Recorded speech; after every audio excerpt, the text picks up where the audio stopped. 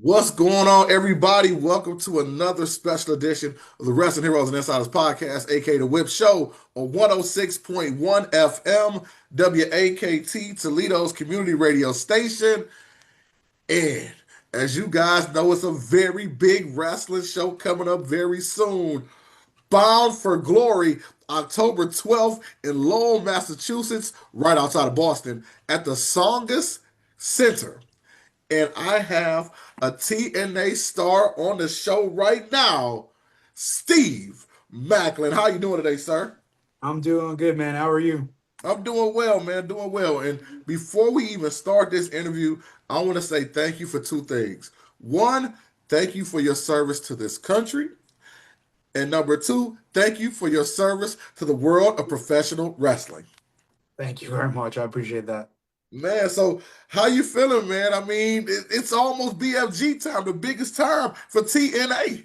I'm good. I'm a little bit hungrier right now too, just because at BFG on October 12th, I'm going up against the TNA International Champion Frankie Kazarian, who seemed to have capitalized on a distraction from El Macias from AAA at Victory Road. So yeah, I'm looking forward to my rematch and getting back my title, and then taking that title down to Mexico and getting some revenge on AAA. And that's where I want to start right there, man. You were the initial international champion. First of all, you've been around TNA for a while now. How does it feel, man, to know that you were the inaugural? You started this whole international champion thing. Yeah, for for almost 4.5 years now with TNA, and it's flown by quick. From being a former world champion, and then now being the first ever TNA International Champion, hopefully here soon, two-time at Bound for Glory. It's been a wild ride. It's been a lot of ups and downs, a couple bumps and bruises here and there, and a lot of life lessons too. But it's been fun. That's what I like to hear, man. Now, if people don't understand, Bound for Glory is really next to Slammiversary, the biggest time of the year for TNA. Yeah. And with this coming up, man, not just yourself, but looking at the locker room, how focused are the guys at this time of year? It's pretty dialed in right now. I feel from top to bottom, just because Bound for Glory in a way is our Super Bowl, our WrestleMania, however you want to call it. It's the biggest pay per view for TNA, and for us now, our goal is to go out there and sell that place out in Lowell, Mass, at the Songen Center on October 12th. And we're trying to outdo what we did at UBS Arena for Slammiversary, and had the biggest Northern Gate there. We had the return of AJ Styles at friggin' Slammiversary, and then now here we are going to our biggest show at Bound for Glory, and we're trying to replicate it, but also outdo it. And you have myself versus Frankie Kazarian for the international championship. You have Mike Santana versus Trick Williams, Leon Slater versus Javon Evans, and then you also then have the one last time everybody thinks, one final time of the Dudleys, Team Mhm. 3D versus the Hardy Boys, and in a tables match. It's building up to be a great card. And I'm glad you said that. I want to talk about even your thoughts individually about the card. But about 2, 3 weeks ago, we had Frankie Kazarian right on this show as well. Okay. And this is prior to Frankie defeating you for the title. What I want to say, I want you to talk directly to Frankie, man, because Frankie came on here very cocky about he is TNA, that he runs this whole thing. So I want you to talk to him directly. I don't know if Frankie runs the whole thing, but I do think he is one of those staples and the lifebloods of one of the originals of TNA wrestling.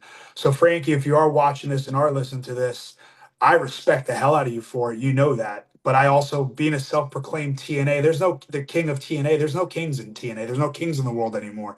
All monarchs fall. And I promise you, at Bound for Glory, there won't be any distractions. I am bringing backup with me. Please, if you think you're going to get involved in this match and try to screw me out of this title again in any way, any shape, form, or whoever it is, Frankie, it is you and I one on one. I promise you I'll have backup to make sure nothing happens. I love to hear that, man. Now you talked about being dialed in and focused, Yep. but let's be totally honest. You were part of that invasion crew that ran up on NXT. And with NXT on the outside on the borders trying to rush, how do you stay locked in with I gotta take out Kazarian when you know it's a possibility NXT might rush you guys? We're on a time where anything can happen in the world of pro wrestling right now. And it's kind of great to have this working relationship, especially with the talent that's at in WWE on Raw and SmackDown and NXT, where any of those possibilities are possible. So for me, I'm dialed in. Granted, I was part of initial invasion to build up to this showdown a few weeks ago. That's happening on October 7th. Does it hurt my gut a little bit that I wasn't chosen to be there as one of the teammates? But at the same time, not everybody has to go to war at once. There's always another battle. I'm glad you said that because I actually was, and so you're real good. You're answering my question before I even get there because I was going to ask about how does that feel, man, for you not to be selected. You kind of touched on that already, but will your eyes still be open on what's going on at that showdown event October 7th? I'll have my eyes on it, obviously, because I'm very much Team TNA, but I'm also down the middle with it because there's some talent on both sides that I can care less for. If that makes sense. But at the same time, I'm kind of worried about me, and I'm dialed in. I'm bound for glory, and that's getting back to Frankie Kazarian and taking back my international championship. So that's where a lot of my focus is and my mindset is the next week or and a half is getting into that. But you never know if I'm going to show up at the showdown. For sure, for sure, for sure. Now we talked about Bound for Glory and some of those amazing matches. And Steve, like I said, you're going to have an absolute amazing match yourself.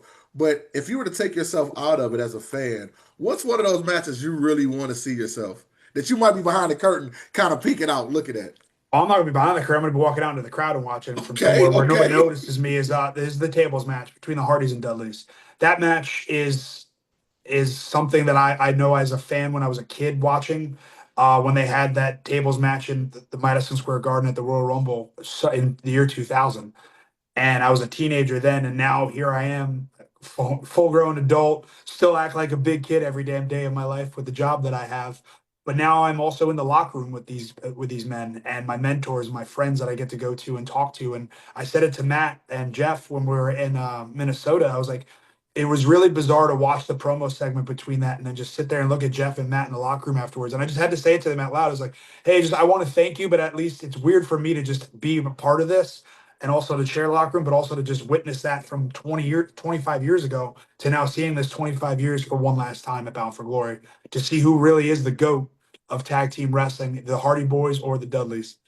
For sure, man. Now, with TNA, like I said, doing amazing numbers.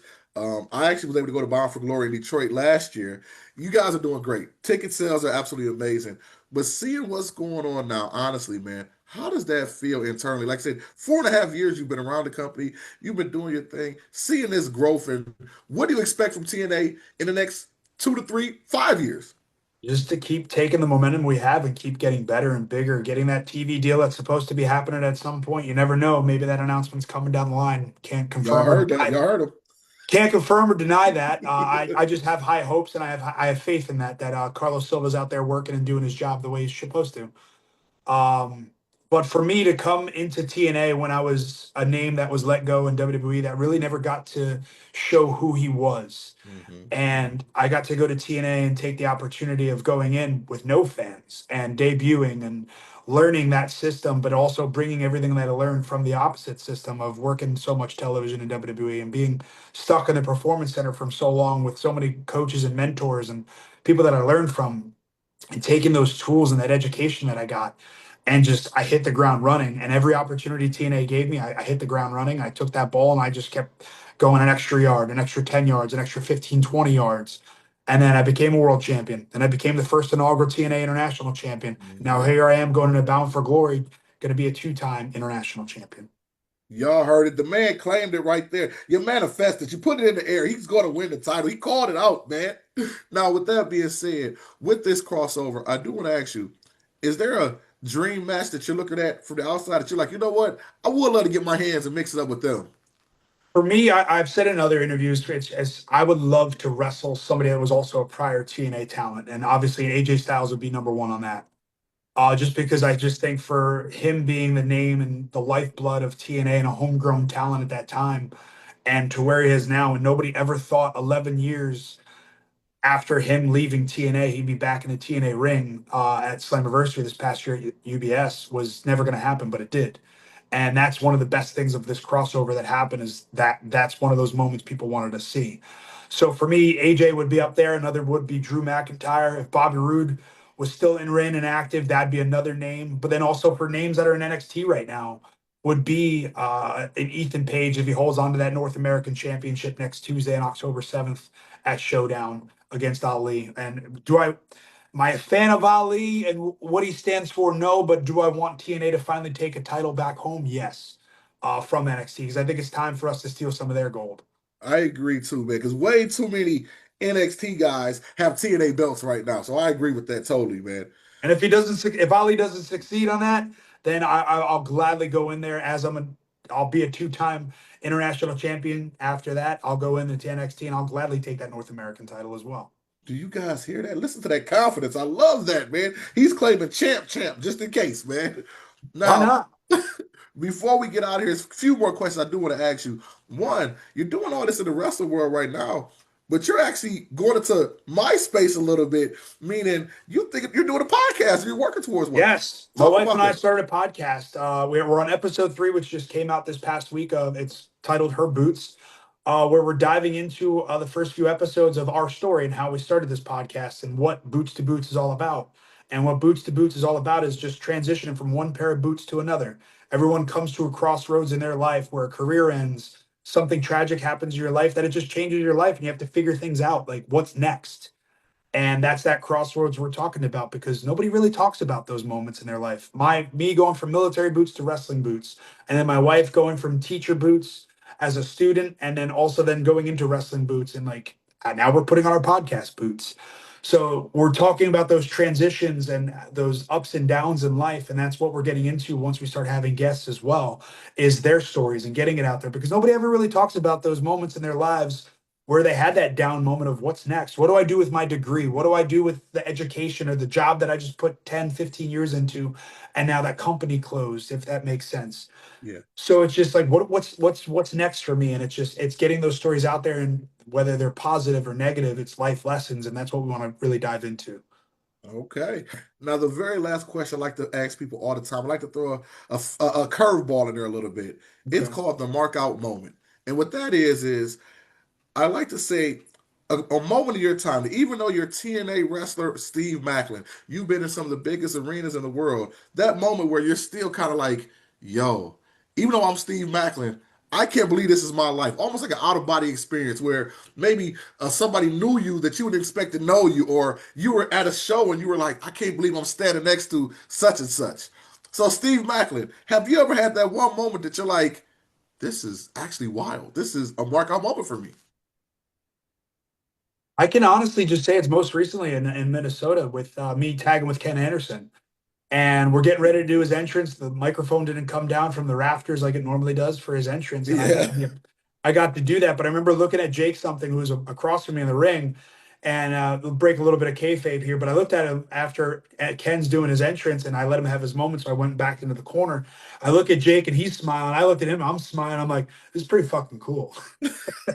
So Sorry wait, to that was cuss. Sorry to cuss, but like all that's you just in get. the moment. I'm like, this is kind of cool, because I was a fan of him when I was watching still as in my early 20s, when I was still in the Marine Corps, when he had his run in WWE, but then even when he had his run in TNA with Aces and Eights, it just was a cool to be a part of, because he's such an awesome dude, and I was happy that he got to wrestle in front of his kids for once in a major company, and that was the first time he told me that afterwards. He's like, yeah, my kids will be here, and that was the first time they've ever seen me wrestle live in front of, like, for a major company. I'm like, that dude, that's really good. I'm glad I got to be a part of it, and I hope I did you proud.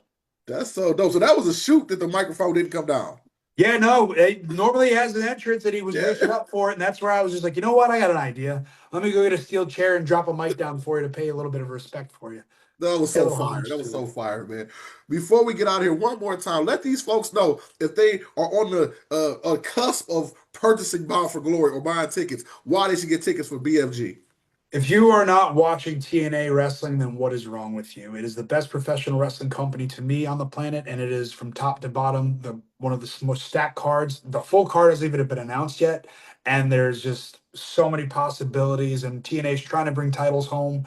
There's 25 years in the making match. There's myself taking back my TNA International Championship from that scumbag king of TNA, Frankie Kazarian. And then you also get to watch Leon Slater, the youngest X Division champion in TNA history, versus Jamar Evans from NXT. Javon Evans, I'm sorry, from NXT. And yeah, it's Lowell, Massachusetts, October 12th, Bound for Glory. And tune in. If you don't, tune in on the TNA Plus app to watch the replay. But if you're not watching it live, you're going to miss everything. You guys heard it. Do the thing, man. Get if you're in Boston, if you're in Lowell, Massachusetts, any of the area, go to the show. Even if you're not in Massachusetts, fly there. Get there. Get a Yeah, ticket. get Go there. to the show. Do that. Steve, thank you for your time, man. Hope you enjoyed yourself, I man. appreciate it. And I will be sitting there watching you beat Frankie King of TNA Kazarian for the international title. I appreciate it. Thank you for having me on. If you don't follow me at Steve Maclin on Instagram and on X. Also, Boots to Boots podcast. We have new episodes dropping every Monday. Follow us on Spotify, Apple Podcasts, and on YouTube. You guys heard it. Lock in. Follow him right now. Take care, guys.